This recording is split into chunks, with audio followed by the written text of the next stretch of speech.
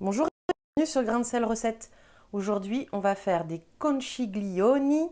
Donc, c'est ces pâtes-là, des grosses pâtes en forme de coquillage qu'on va venir farcir avec une farce à base de ricotta et d'épinards et qui va gratiner au four dans une bonne petite sauce tomate. C'est végé et c'est hyper gourmand. Franchement, c'est hyper rapide et c'est super bon. Alors pour ça, on va avoir besoin, bien évidemment, des conciglioni, donc ces grosses pâtes-là.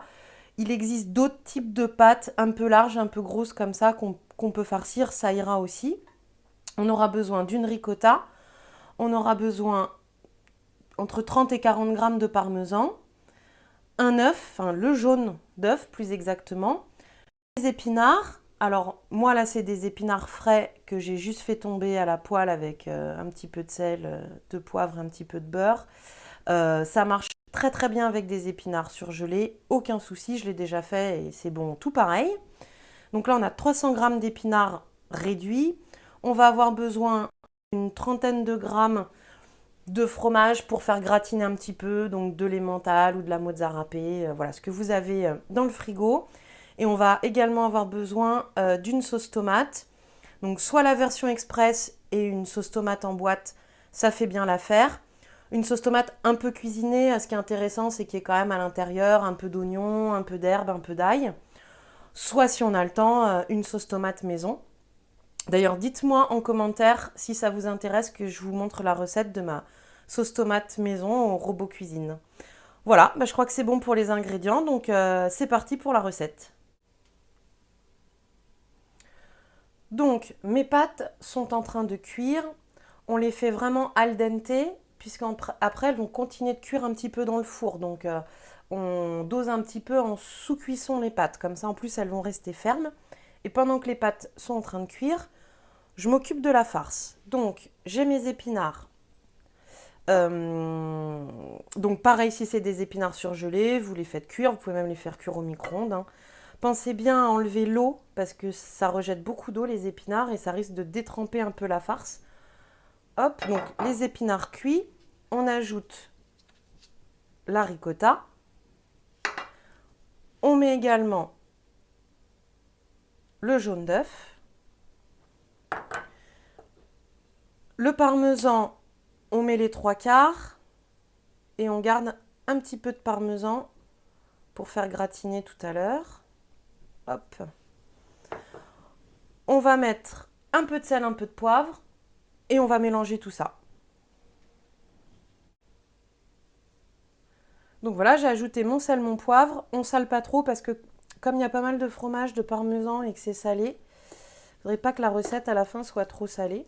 Et ensuite, on va venir mélanger tout simplement dans le saladier les ingrédients jusqu'à obtention d'une farce.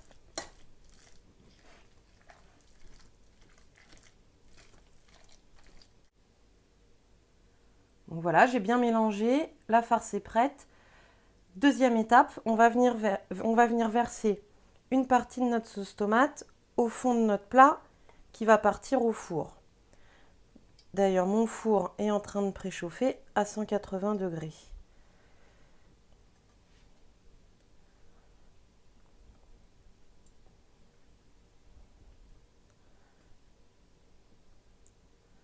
Voilà. Ensuite, nos pâtes sont cuites. Je les ai égouttées. On va venir prendre une pâte, de la farce. On vient déposer la farce à l'intérieur de la pâte et on la pose dans le plat. Et on va faire ça avec toutes les pâtes. Donc mes pâtes sont farcies. Avec ces pâtes-là, vous inquiétez pas, hein, ça va vite, hein, en 5 minutes c'est fait, hein.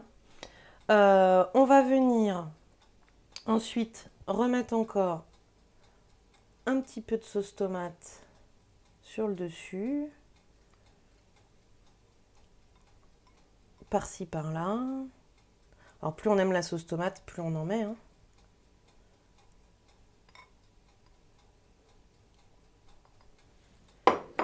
Hop. Le plus important, c'est qu'il y en ait surtout au fond. Voilà. Et ensuite, on va venir, pour faire le gratiné, remettre un peu de parmesan.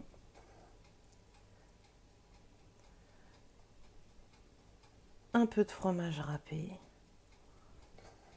Là, c'est pareil, hein. Plus on est gourmand, plus vous mettez la dose de parmesan et de fromage, hein.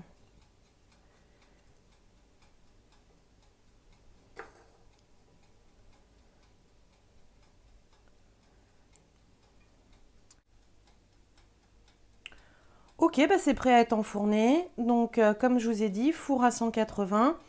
Tout est cuit à l'intérieur, hein. Donc, le but, c'est vraiment de faire réchauffer, de faire gratiner le fromage. Donc, à mon avis, 20 minutes, c'est bon. Voilà. Bon, ben, on se retrouve après. Donc voilà, le plat sort du four, c'est tout gratiné, ça sent super bon. Je vous assure que même pour ceux qui n'aiment pas les épinards, cette recette, elle est à tomber. J'espère que ça vous a plu. Dites-moi dans les commentaires. Pour une fois, c'est une recette sans robot, mais voilà, je me suis dit que c'était sympa aussi de vous partager d'autres recettes. N'hésitez pas à vous abonner à la chaîne. Et puis, suivez-nous sur les réseaux sociaux. Et à bientôt dans une prochaine vidéo. Salut!